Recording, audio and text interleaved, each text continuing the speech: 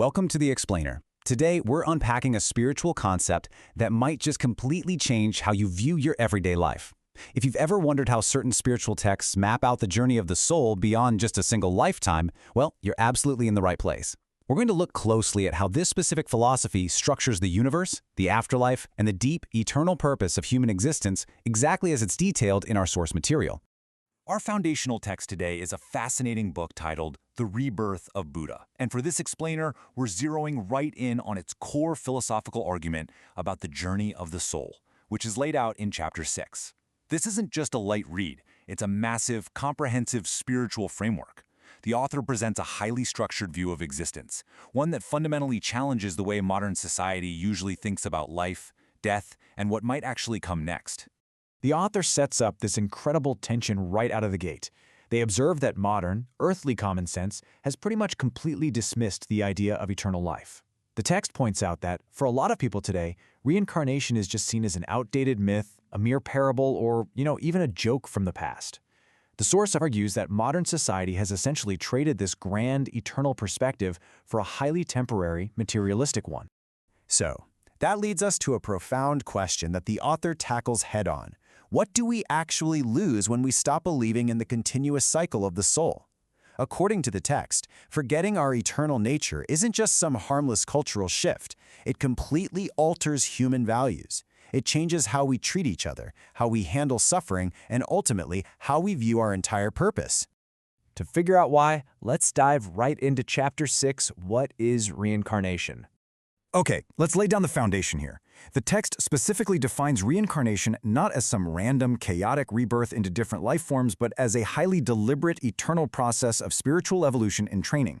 In this view, humans possess eternal life and are reborn repeatedly between this physical world and the real spiritual world. Earth is essentially framed as a rigorous training ground. Think of it less like a cosmic waiting room and more like a gym for your soul to accumulate necessary lessons. This brings us to Section 1, Defending Human Dignity, and a major clash of perspectives. Building on that definition of reincarnation, the author passionately defends human dignity by contrasting two very distinct views. On one hand, you have a purely materialistic view of earthly evolution, the idea that humans are basically just a collection of matter that happened to evolve from amoebas. But on the other hand, there's the spiritual view. Humans possess eternal souls that were purposefully created by the Buddha. The author really challenges the reader to consider which of these perspectives actually honors the depth and complexity of human life. According to the source, dismissing reincarnation isn't just taking a scientific or intellectual stance. It is a complete and total rejection of the spiritual foundation of existence. The text explicitly states that denying the eternal soul means denying the mind of the Buddha and the very humans created by that divine force. It's framed as the ultimate loss of spiritual memory. Moving to Section 2, Mechanics of the Afterlife. Where exactly does the soul go? So, if we are eternal, how does this transition actually work once we leave the physical body? Well, the text asserts a very stark division upon entering the afterlife.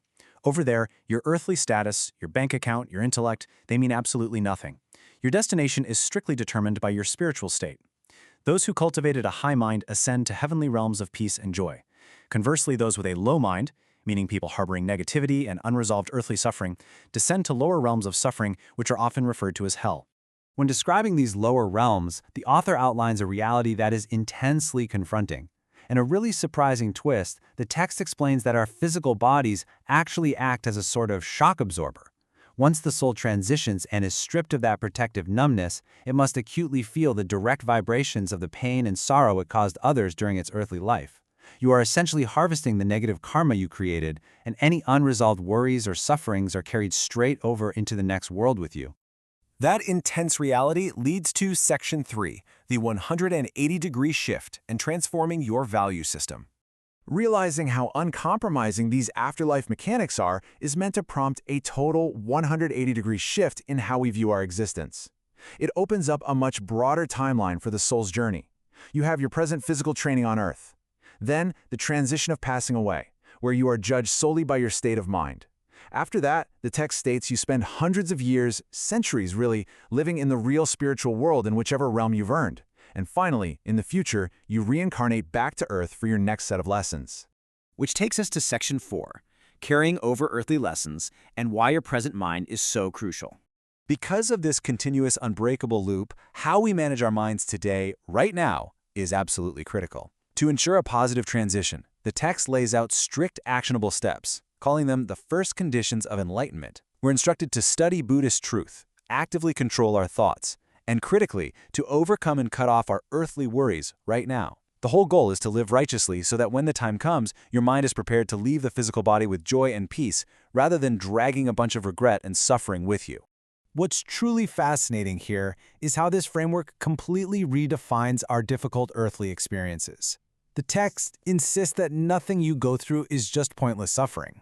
Instead, every single challenge is a crucial lesson that builds your soul's capacity. The perseverance and wisdom you gain through life's training down here will actively serve you in your spiritual training in the centuries to come in the next world.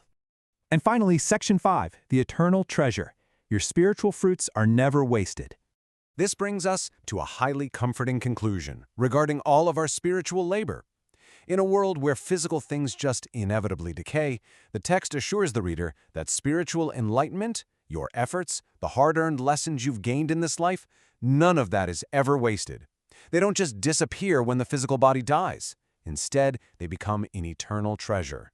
This spiritual wealth permanently elevates the soul, embedding itself deep within the soul's memory and guiding your evolution across all of your future lives and incarnations. As we wrap up this explainer, we want to leave you with a pretty massive thought to chew on, derived directly from the source's philosophy.